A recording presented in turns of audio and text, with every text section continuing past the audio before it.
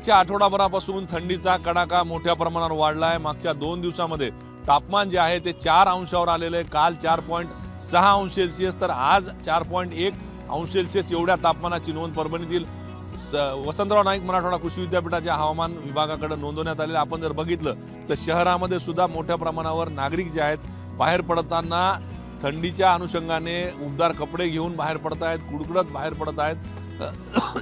शहरातील प्रत्येक भागामध्ये जर बघितलं आपण तर याच पद्धतीनं थंडी जी आहे ती मोठ्या प्रमाणात पडत आहे आणि याचा परिणाम जो आहे तो जनजीवनावरही दिसून येतोय।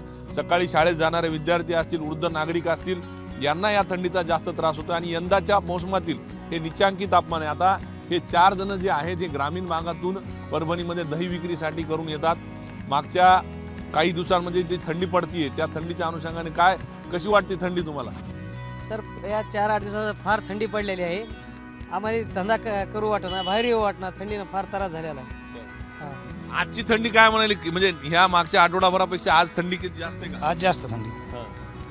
ग्रामीण भागातून आता हे दही घेऊन आले तुम्ही इथं हे करायला काय सकाळी किती वाजता उठता का? सकाळी 3 वाजता उठतो। 3 वाजता उठून 5 किलोमीटर गंगाखेड यावं लागतं। गंगाखेडून पुन्हा ट्रेन नाही। थंडीचा काय परिणाम व्हायला माहिती? थंडीचा परिणाम धंद्यावर व्हायचा।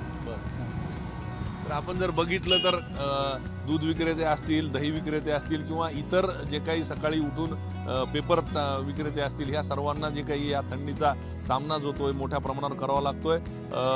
यावर्षीचं निचांकी तापमान आज आहे कारण 4.1 अंश सेल्सिअस एवढं तापमान परभणी जिल्ह्यामध्ये आणि येणाऱ्या 2 दिवसामध्ये सुद्धा हे थंडीचा कडाका जो आहे तो असाच राहण्याची शक्यता वर्तवण्यात आलेली आहे। कॅमेरा पर्सन बाळासाहेबचं पंकज क्षीरसागर, एबीपी माझा, परभणी।